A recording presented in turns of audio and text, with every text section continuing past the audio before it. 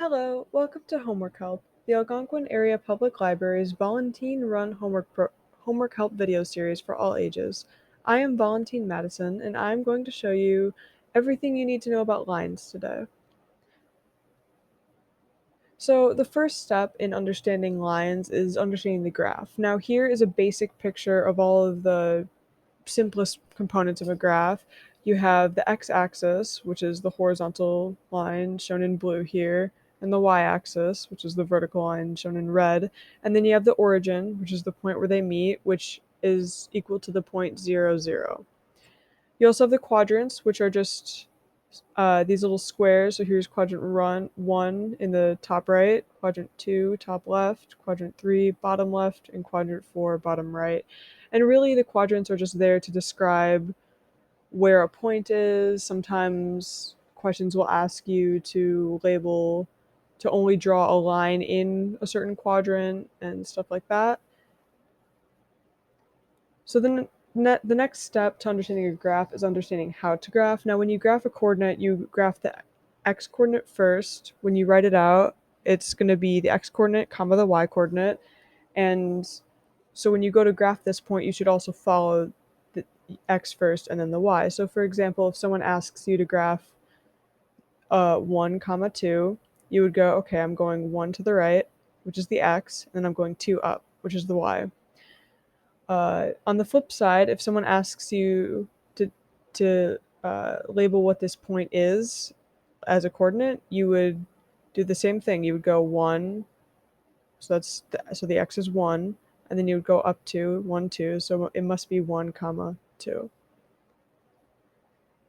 So the second step to understanding lines is understanding the type of lines. Now, in most cases, you will be dealing with this center type right here, which is an actual line, which is basically just a line that goes infinitely in one direction and infinitely in the other, and is totally straight. A line segment is a piece of a line, meaning that it actually ends, which is defined by these dots here. An array is kind of a mix between the two, where it ends at one end but goes on infinitely in one direction.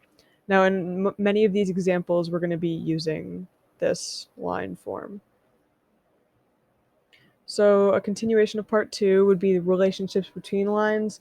Now, if you're doing basic level graphing and line work, then a lot of the questions are going to be, is this line parallel, or are these lines parallel, are they perpendicular, or where do they intersect? So it's important to understand what these terms mean. So for lines to be parallel, that means they have the same slope and are never going to touch each other. So they're running right next to each other. They can be as close or as far from each other as possible, but they're never going to touch because they have the exact same slope. Perpendicular lines, on the other hand, do touch. They touch once, and when they cross, they form a 90-degree angle, shown right here. These lines actually have what we call reciprocal slopes, but that is something for a different video. And then intersecting lines aren't perpendicular, but they do cross at one point. And yeah, they just cross at one point, but they do not form a 90-degree angle. So the third part to this, I've been mentioning slope a lot when describing lines, and slope is basically uh, how you describe the steepness of a line, you could say. And to find it, it's rise over run, meaning the y over the x, or y2 minus y1 over x2 minus x1. Y2 or x2 and y2 would be one coordinate, and y1 and x1 would be another coordinate. So in this example, using this formula, you would plug in the coordinates, which I've labeled here, and you would do y. So this would be x1, y1. This would be y2, x2. So you plug them in.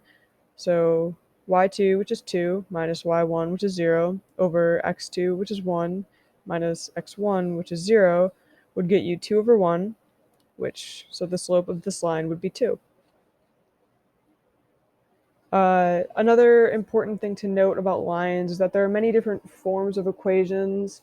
Slope-intercept form is the one most commonly used at basic levels, but there's also point-slope form, standard form, and many other ways you could graph lines. This is just the one that's most commonly used, and in many cases it's the easiest to understand initially.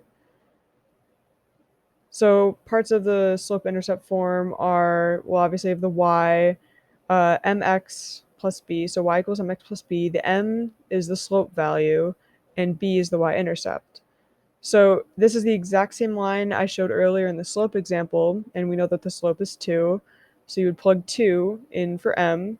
So right now our equation is y equals 2x plus b. So then we do a little more math. We have y equals 2x plus b, but then you plug in the point into the line. So you would plug the y value of the coordinate in for the y in the equation and the x value of the coordinate in for the x value in the equation. And you can do this because this point is on the line, and any point that is on a line can be used to make the equation true because that point does exist on that line as long as you are talking about the equation of that line specifically. So because this coordinate is on this line, it can be plugged into its own equation because it makes it true.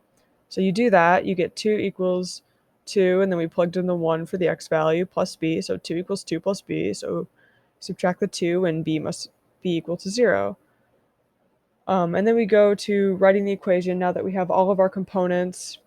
So you could write out y equals 2x plus 0. This is totally accurate and true, but 0 doesn't change anything about the equation, so you can simplify it to y equals 2x. You leave the y and the 2x because then you could go back and graph that line, and you don't have to have just numbers because that's not how the equations of the lines really work. And then any point on this line that you plug into this equation will be true. So if you plug in 0, 0, for example, 0 would equal 2 times 0, which is 0, and that's true. And so that's how you would double check your work, by plugging in another point on the line and making sure that it evens out. So that is all the basic components of the line. Today we went over graphs, the basic parts of a graph, slope, types of lines, and one basic equation for lines. So thank you for joining us on Homework Help today. If you have any video suggestions or are a teen who would like to earn volunteer hours by recording a video for us, please email Lindsay at teen@aapld.org. Again, that is TEEN@aapld.org. Thank you.